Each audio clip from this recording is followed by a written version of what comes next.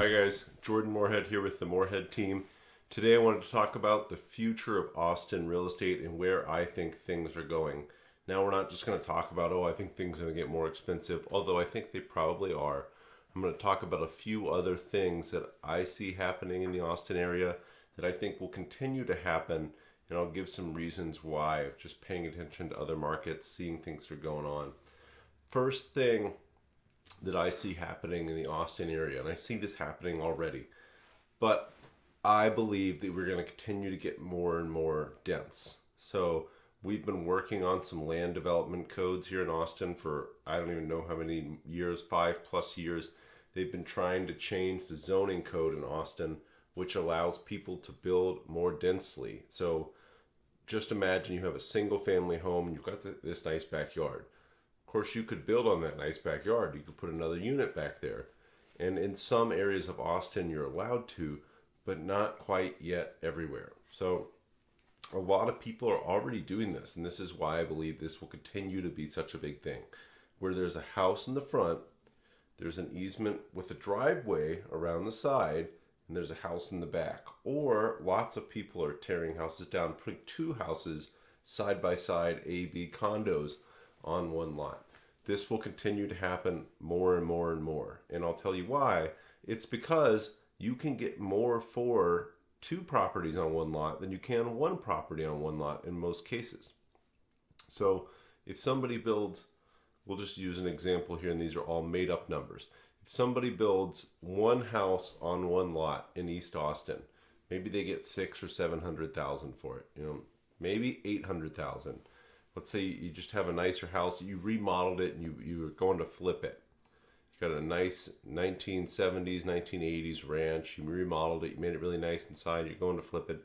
Maybe you're getting 700,000 or 800,000 for it. That's awesome. You're probably going to make a lot of money doing that. But how people are making even more money is they're building two properties on one lot, an A-B condo. So they're going to tear down that ranch in the front. They're going to put two houses that could share a wall, it could not, in the front. So an A-B condo set up, and they're going to sell each of those for 700,000 or 800,000. Yeah, it costs a lot more, but if you do it right, you can make a much bigger profit margin. And that's why so many people are going to just tearing these houses down, because it makes more sense rather than paying a high price to buy a house that you need to rehab and fix up and then sell.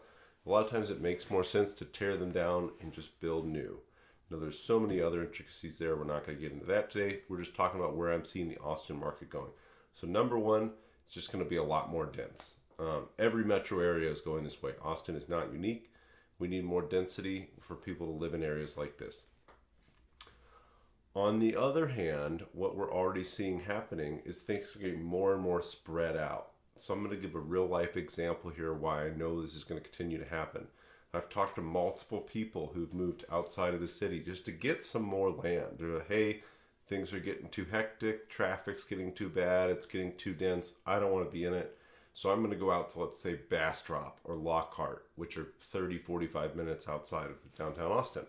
And I'm going to buy some nice piece of land out there, and I'm going to build a nice house. I'm just going to have a great existence.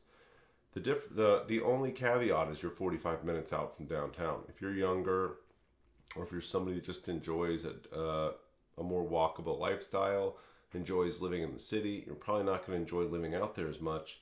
So you need to pay more for a house in closer to downtown. But there's a huge contingency of people that are just going to say, hey, I want land, I want a nice house, I don't want to pay a ton for it, I'm going to move further out. In turn, that drives the prices of property further out up. So things are just getting more expensive all around. It's getting denser here, so you're paying more per square foot for houses in Austin. You're not getting as much of a lot. And then people are moving further out. We see this happen all over Texas and Texas cities. If you go to Dallas or you go to Houston, it's not uncommon to be 45 minutes or an hour from the downtown area. So expect to see that continue to happen in Austin. Again, we expect to see things get more expensive. We just expect to see that landscape change, and I'm expecting to see something like what's happened I'm a big history buff, so I pay attention to how cities grew over time. So if you look at a city like LA and say, hey, in the beginning, everybody was able to be right around the downtown area or right next to the beach in LA.